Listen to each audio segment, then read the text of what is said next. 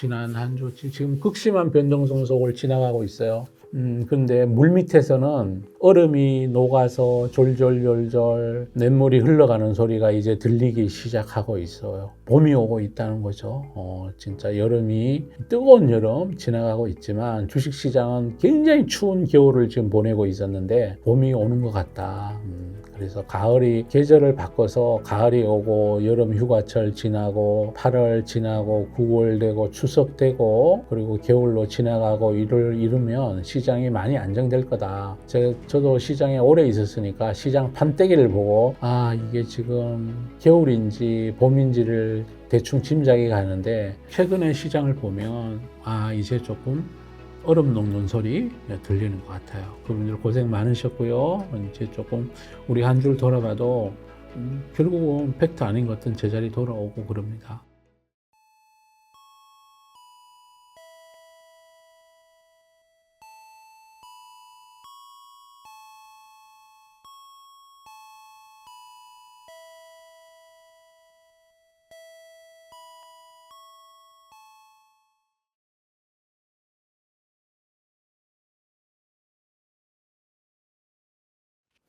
네, 안녕하십니까. 서정입니다. 돌아보는 시간을 가지려고 합니다. 왜 돌아봐야 되느냐? 지나간 역사로부터 교훈을 좀 얻어야 된다라는 의미입니다. 그리고 또 이게 시장이 이런 변동성을 보이는 게 펀더멘탈 때문인지 행동 경제학적인 심리 때문인지 혹은 또 자금 시장 내에 있는 주식시장 내에 있는 어떤 자금의 탐욕들 이런 것 때문인지 이런 것들을 살펴봄으로써 우리가 앞으로도 이런 일을 또 맞이하게 됐을 때 내동매매하지 않고 분산할 수 있고 또 펀더멘탈인지 수급 때문에 떨어지는 건지 이런 것들을 배울 수 있기 때문이죠. 전 요즘 시장에 나오는 각종 악재라고 얘기하는 것들 이런 것들을 이제 저도 뭐 뉴스를 많이 보니까 리서치 페이퍼도 많이 보고 그런 터라 다 보는데요. 진실이 아닌 것들이 굉장히 많아요. 그러니까 도저히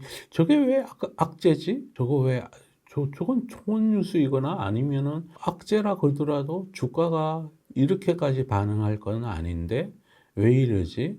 이제 그럴 때는 그게 펀더멘탈 이유가 아니라는 건데 그럴 때는 항상 보면 시장 내에 과도한 쏠림, 역쏠림 이런 것들이 있기 때문이죠. 그죠?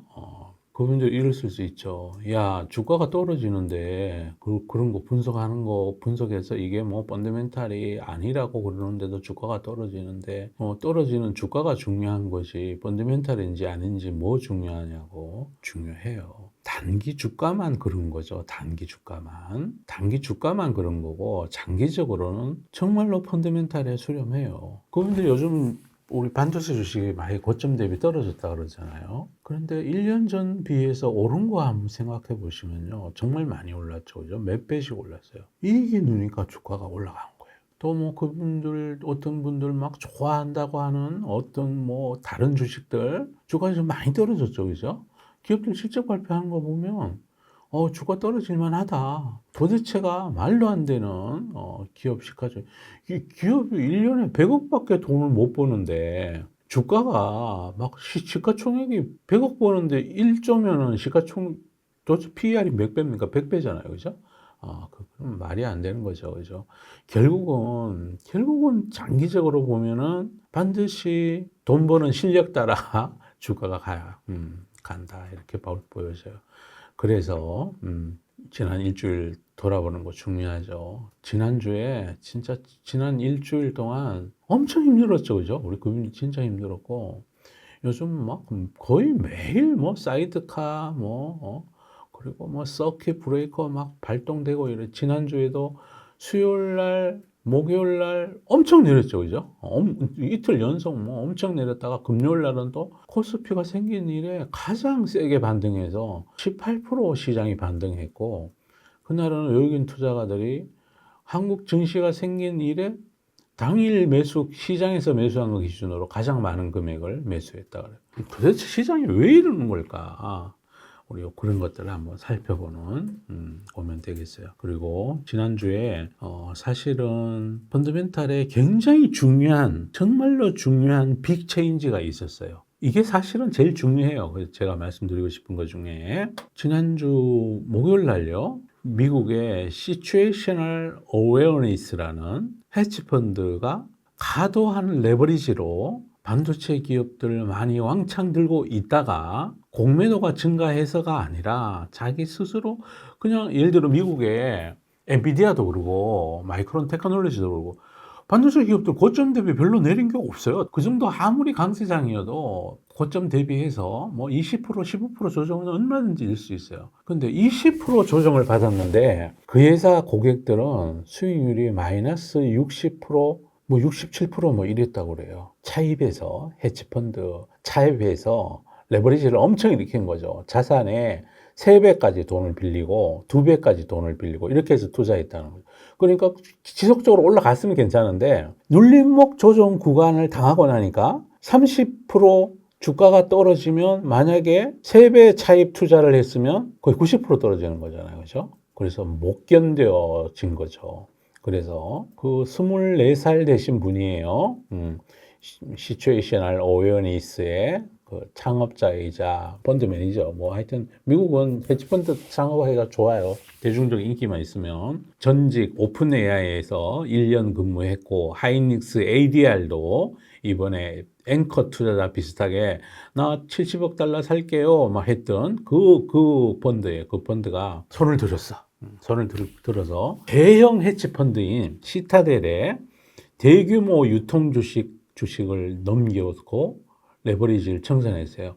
그럼 거기 레버리지가 청산될 때 돈을 빌려준 데가 있죠. 프라임 브로커리지 하는 증권회사들이 야, 돈 갚아. 너 아니면 담보를 부족하니까 추가로 현금을 내든가 아니면 주식을 다 팔아서 반대매매해서 다 없애버리겠다 이러니까 그 회사가 항복을 했죠. 항복을 하고 거기에 있는 유통주식 대부분을 이제 시타델에 넘겼어요. 그래서 금요일 날 엄청나게 반등을 했죠. 우리 시장 목요일 날 미국 시장의 반도체 주식이 엄청 반등했고 금요일 날 우리 시장이 그렇게 뭐 외국인들이 대거 매수해서 18% 반등하게 되는 계기가 됐다가 이렇게 보시면 될 것 같아요.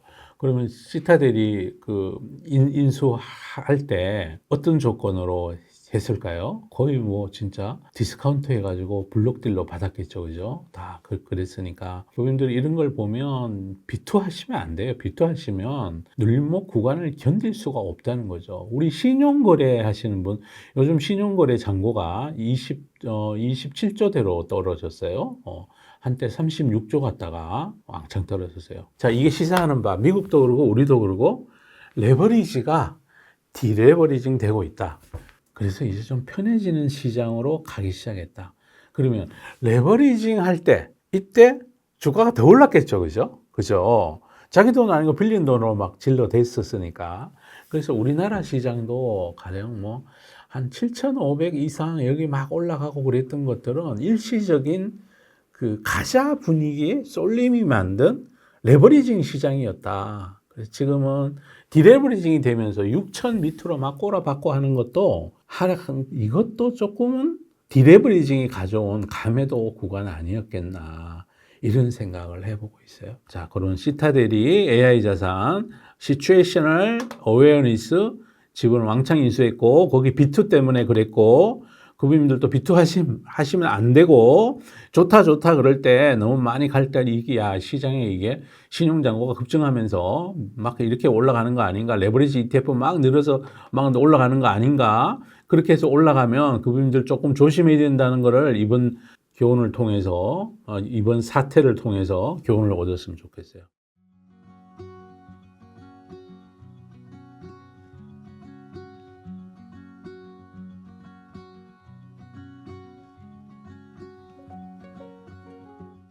지난주에 또 있었던 일 중에 우리 시장의 급등락을 초래했던 하나의 원인이라고 그러는데 제가 봐서는 원인은 아니고 사후 해석에 해당하는 핑계거리인데 중국의 창신 메모리가 상장했어요. 창신 메모리가 상장하면서 우리나라에 또 중국이 쫓아와요. 쫓아오자면 멀었어요. 아직 멀었다니까요. 그 창신 메모리가 상장한다고 그래서 이건 이런 거죠. 유치원생 중에 똑똑한 유치원생이 하나 생겼다고 대학원 박사과정에 다니는 그 대학원생 앞으로 망할 거야 라고 얘기하는 거랑 똑같다는 거예요, 지금. 그런 일이 지난주에 시장에 벌어졌어요. 이거는 너무 과잉된 공포? 그 공포가 작동하게 된 메커니즘에는 뭐가 있었다고요? 레버리지가 있었다는 거죠. 레버리지 ETF. 그러다 보니까, 그리고 또 공부를 많이 하지 않은 신규 투자자가 우리 시장에 많이 있었다는 거예요. 그러다 보니까 아이고 창신 메모리 상장해가지고 우리나라 따라온다 그러고 일부 언론에서 막 그렇게 적고 그러니까 야 큰일 난 거 아니야? 그런데다 주가는 떨어지고 있지, 미국의 반도체 주식도 떨어지고 있지, 그리고 미국의 반도체 주식도 레버리지 때문에 떨어지는 거고 우리 반도체 떨어지는 것도 레버리지 때문에 떨어지는 건데 창신 메모리 상장해가지고 떨어진다고 그래가지고 풀썩 주저앉았어요. 지금도 그래요. 지금도 그분들 창신 메모리가 우리를 따라온다고. HBM은 못 따라와요. 최근에 로우 파워 DDR, LPDDR5 그거 개발한다. 아니, 하라죠. 그거 괜찮아요. 아직은 시간이 많이 걸린 일이다. 중국을 제외한 나머지 반도체 시장에서 창신 메모리가 앞으로 몇 년 동안 차지하게 될 점유비가 글로벌 리서치에 따르면 1에서 3% 정도? 중국 내에도 지금 반도체가 없어서 난리니까. 한국의 삼전자 하이닉스의 메모리 반도체가 구글로, 엔비디아로 데이터 센터로 수출되면서 범용 메모리 중국에 샤오미가 필요로 한 거, BYD가 필요로 한 거 이런 거 공급이 제대로 안 되고 있단 말이죠. 그거 채우기도 바빠요. 걱정 안 하셔도 되는데 이거 갖고 또 시장이 또 올라내렸죠. 그죠? 그러면서 한국의 반도체 주식 팔아가지고 창신 메모리 사러 가는 그런 수급도 있을 거야. 그분들 펀더멘탈이 지금 말이 아니에요. 지금 PER이 말도 안 되게 비싸요. 지금 PER이 86배 막 이러고 있어요. 창신 메모리가. 그런데 창신 메모리는 상해 가창판에 상장돼 있어요. 그리고 홍콩에서 북향 주식으로 아직 선정되지도 않았어. 후광통으로 그 주식을 살 수도 없어. 그럼 외국인 투자가 중에 이 창신 메모리를 살 수 있는 투자자들은 중국 당국의 QP3 그거 인정받은 데만 투자할 수 있어요. 시장의 악재로 작용했죠, 그죠? 그거는 또 뭘까요? 레버리지 ETF. 그리고 공부를 많이 하지 않는 투자자들도 이 시장에 최근에 포모에 휩쓸려서 많이 들어왔다는 거예요. 그분들 제가 봤을 때 삼전자가 32만 원 이상 막 올라가고 그랬던 부분들, 하이닉스가 230만 원 넘어가서 막 랠리했던 부분들, 그거는 레버리지, 그 다음에 포모에 질린 매수가 있었다. 그거 회복될 거냐? 저는 회복될 걸로 봐요. 펀더멘털로 보면 시간이 걸리면 가면 회복될 거다. 그 대신에 단기간에 고생하는 거죠. 우리가 지금 고생하고 있는 거예요. 자, 그런 일이 있었고요. 시장의 심리 더하기 그렇게 만들었던 가격을 결정지었던 메커니즘이 레버리지에 있었다는 거죠.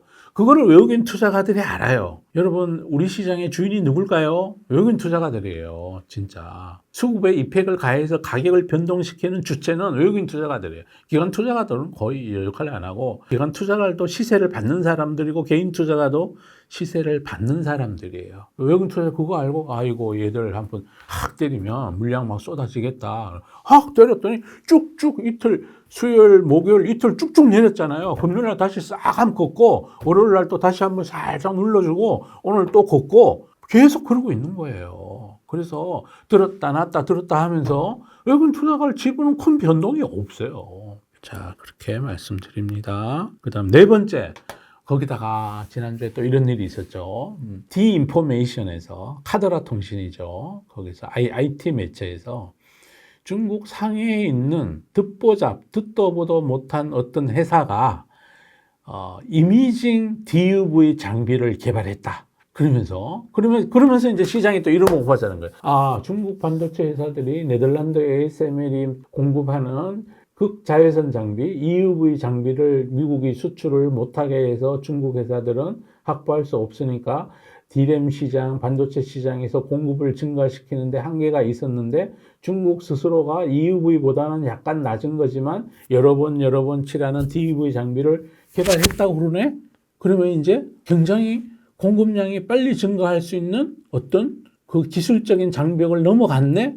이렇게 또 얘기를 한 거죠. 그분들이고요. 네덜란드 ASML이 1년에 120대 넘게 생산하는데 이 회사 원래 5대 생산할지 말지도 모르고 그게 수율이 나오는지 안 나오는지도 모른대요. 아직은 모르는 일이라는 거죠. 모르는 일이고 이게 얼마나 성능이 뛰어난지 모른다는 거죠.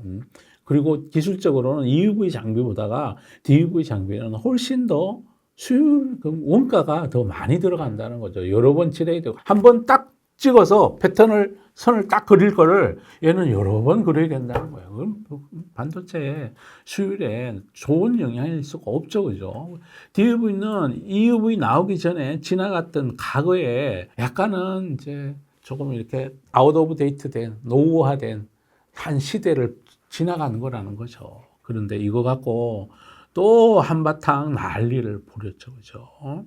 팩트가 아니었어요. 그 다음에 주말로 갈수록 우리 정부가 정권의 지지율도 떨어지고 주식시장이 출렁거림 때문에 특히 이제 우리 학급 반장님처럼 젊은 분들이 이번에 시장에 들어와서 된통 혼났죠, 그죠? 젊은 분들은 저같이 나이 든 세대랑은 다르게 재테크에 있어서는 어떻게 보면 참 이렇게 기회가 그렇게 많지 않다라고 지금 느끼고 있는 거예요.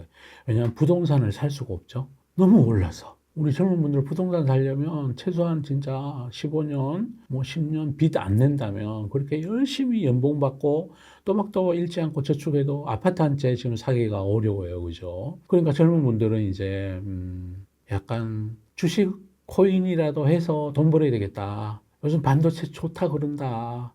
그리고 또 밈도 돌아다녔잖아요. 짤 같은 거, 그죠? 최태원 회장님 뭐 이렇게 나와서 설명할 시간 없어. 얼른 다! 그거 돌아다닐 때 그때가 상투였어. 그때가 상투. 그래서 많은 분들이 이번에 레버리지 반도체 주식 이쪽으로 지금 몰려와서 일시적인 버블을 만든 거예요. 그래서 그 레버리지 ETF 이런 거에 그 뒤에는 젊은 분들이 저는 많았을 거라고 생각해요. 왜 그렇게 생각하느냐고요? 정부에서요, 지난주에 거래 예탁금을 3천만 원으로 올렸어요. 현금을 3천만 원 가지고 있어야 ETF 매매할 수 있어. 이렇게 했더니 거래량이요, 75%가 줄었어. ETF 거래량이. 그러면 3천만 원 현금도 없는 분들이 2천만 원, 1천만 원 예탁 잔고 있는 분들이 신용으로, 미수로 막 레버리지 ETF를 매매를 많이 했다는 증거 아닐까요?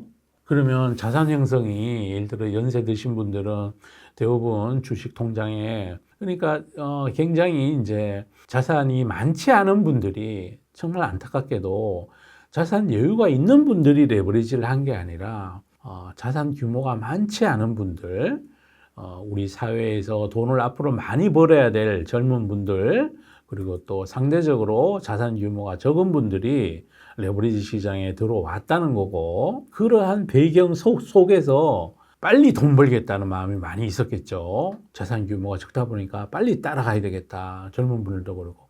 빨리 그러다 보니까 레버리지에 들어가게 된 거고, 빨리 그러다 보니까 싼 주식, 무거운 주식, 밋밋하더라도 거북이처럼 가는 주식, 그게 아니라 토끼처럼 냅다 달리는 주식으로 자꾸만 끝없이 몰려가고, 그래서 이번에 또 피해를 본 거예요.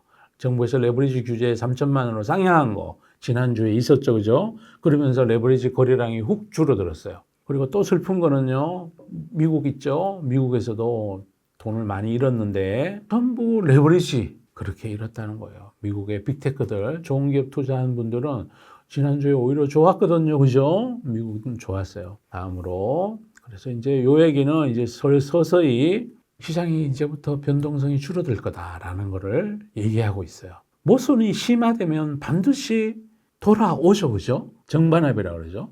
모순이 심화되면 모든 인문학적 현상은 극단적인 모순이 심화되면 다시 반대로 작동한다. 시계추가 이쪽으로 너무 많이 가면 반드시 반대쪽으로 내려온다는 거죠. 그래서 레버리지 관련된 것들은 지금부터 조금 잦아들 거다. 저는 그렇게 보고 있고요. 그 다음에 지난주에 미국 빅테크들, 지지난주에 구글이 실적 발표했고, 지난주에 메타, 아마존, 마이크로소프트가 실적 발표했어요. 와우! 굉장히 전 굉장히 좋게 봤어요. 그리고 시장의 참여자들의 인식이 바뀌는 것도 제가 봤어요. AI 수익화, 자본적 지출 계속 늘린다고 그랬고, AI 수익화에 대해서도 시장에, 와, 이제, 그래, 그러면 잘한다. 그러면서 빅테크들이 일제히 반등했어요. 그리고 오늘 새벽에는 스페이스X 실적 발표했고, 어제는 팔란티어가 실적 발표했는데, 오, 다 AI 수익화? 자본 지출 느린 거에 대해서, 팔란티어는 뭐 자본 지출 느린다는 얘기는 안 하지만, 좋은 걸 보여줬어요. 투자의 함의 이런 걸 설명드리도록 할게요. 그 다음 또 이제 우리 이란 전쟁 지난주에도 와락가락 했습니다. 금요일 날까지만 하더라도 주말에 2차 대전 이래 최대 규모로 군사작전으로 이란을 공습할 거야. 그래서 금요일 날 미국 시장이 출렁 거렸고 밑으로도 조정을 받았고, 와, 그런데 주말 지나고 나니까 1월 날쯤에, 취소. 다시 호르무즈 개방할 거야.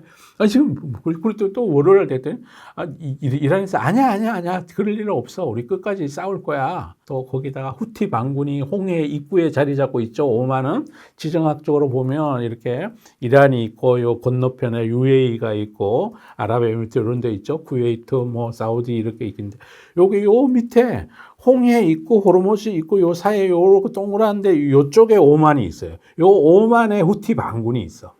요 인간들이 홍해를 향해하는 유조선에 대해서 공격했다 어쩐다 이랬다가 또 유가가 한때 또 슉 올랐다가 어젯밤은 또 슉 내렸다가 도대체가 어떻게 될지. 근데 한 가지 분명한 건 있죠. 미국 중간선거가 100일이 안 남았어요, 이제. 지난주에 100일 남았다 그러니까 이제 한 93일 정도 남았겠다, 그죠? 하여튼 90 며칠 남았어요. 이대로는 선거에서 져요. 선거에서 지면 그게 무슨 문제냐. 이번 선거에서 미국의 중간선거는 하원 의원을 100% 다 교체시키죠. 미국 하원은 임기가 2년이에요. 2년이니까 2년마다 싸그리 다 선수 교체하는데 지금 공화당이 민주당에 비해서 하원과 상원 다 장악하고 있어요. 그런데 이번에 지금 현재 대통령 지지율이 37%고 물가 올라가고 기름값 올라가고 금리 올라가면 선거에서 져요. 그래서 이번에 하원이 만약에 민주당에 넘어가게 되면 상하 양원 다 넘어가면 심각해지고 탄핵은 불가능해요. 왜냐하면 탄핵이 되려면 하원에서 발의하고 상원의 3분의 2가 찬성해야 되는데 미국은 쫓다 깨어나도 한 당이 3분의 1을 못 갔죠. 그죠? 상원은 주정부를 대표하는 의석이고 하원은 주민을 대표하는 거예요. 그러니까 인구 비례로 의원수가 정해지는 거고 그래서 하원이 425석인가요? 뭐 그리고 미국 상원은 주가 50개 주잖아요. 그죠? 100명. 100명. 한 주당 2명. 그러면 가반을 결정이 안 되니까 한 명은 미국의 부통령이 상원에서 한 표를 행사해요. 그러면 5대 5에서도 미국 부통령이 한 표를 행사하니까 그래서 이제 결정된다. 뭐 하여튼 그건 정치적인 거. 어쨌든 중간선거에서 치면 트럼프 수시로 청문회 불려다녀야 돼요. 그래서 탄핵은 안 되더라도 남은 임기 동안에 2년의 임기 동안에 이제 레임덕 현상이 심각해질 거니까 트럼프는 이번에 또 이겨야 돼요. 이기지 않으면 진짜 식물 대통령 돼버릴 가능성이 있어서 그래서 굉장히 중요한 거라는 거죠. 그런데 지금 전쟁이 계속되면 기름값 올라가면 물가 올라가고 물가 올라가면 금리 올라가면 미국인들 엄청 싫어해요. 일단 펀드에 돈 넣었던 거 채권 수익률 나빠지잖아요. 금리 올라가면 주식시장에도 악재고 제가 무슨 얘기를 드리냐면 이제 전쟁 이제 곧 사그라든다. 저는 그렇게 말씀드리고 있어요. 자, 이번 주 지난 한 주 지금 극심한 변동성 속을 지나가고 있어요. 근데 물 밑에서는 얼음이 녹아서 졸졸졸졸 냇물이 흘러가는 소리가 이제 들리기 시작하고 있어요. 봄이 오고 있다는 거죠. 진짜 여름이 뜨거운 여름 지나가고 있지만 주식시장은 굉장히 추운 겨울을 지금 보내고 있었는데 봄이 오는 것 같다. 그래서 계절을 바꿔서 가을이 오고 여름 휴가철 지나고 8월 지나고 9월 되고 추석 되고 그리고 겨울로 지나가고 이러면 시장이 많이 안정될 거다. 저도 시장에 오래 있었으니까 시장 판때기를 보고 이게 지금 겨울인지 봄인지를 대충 짐작이 가는데 최근에 시장을 보면 이제 조금 얼음 녹는 소리 들리는 것 같아요. 그분들 고생 많으셨고요. 이제 조금 우리 한 줄 돌아봐도 결국은 팩트 아닌 것 같은 제자리 돌아오고 그럽니다. 그 대신에 꽃샘 추위는 있을 거예요. 아직 여전히 변동성은 좀 있는 편이에요. 오르지 말아야 될 것들도 수급으로 올라가고 또 이제 요즘 그분들 있잖아요. 반도체 안 되니까 또 여기 가서 이거 땡기고 저거 돈 안 돼요. 이 말씀은 꼭 드리고 싶어요. 이번에 잃으신 분들 있잖아요. 그죠? 이 영상 보시는 분들. 마음속에 꼭 새겨야 될 거 하나 있는데, 이번에 가령 돈을 좀 잃으셨다 그러면, 이번을 계기로 해서 첫 번째, 급하지 말아야 돼. 이거를 빨리 만회하려고 하면 할수록 그분들 더 잃으실 거예요. 빨리 만회하려고 하지 말아라. 두 번째, 변동성 높게 내 포트폴리오를 만들지 말아라. 똑같은 얘기예요. 이번에 잃으신 분들, 예를 들어 뭐 20%, 30% 잃었다. 그거 회복 가능해요. 그런데 만약에 50% 잃었다. 레버리지 안 했으면 50%안 잃었겠죠. 그죠? 어쨌든 50% 잃었다. 50% 잃었다 그래도 지금부터 열심히 해서 나 그거 1년, 2년 사이에 회복하겠다. 이런 마음으로 하시면 돼요. 포트폴리오로. 그렇게 해도 된다. 저는 그렇게 말씀드리고 싶어요. 애 많이 쓰였습니다. 극심한 변동성 장을 지나고 있습니다. 이제 봄이 오고 있고 꽃샘추위 정도만 남았을 거라고 그렇게 보여집니다. 마치도록 하겠습니다. 감사합니다.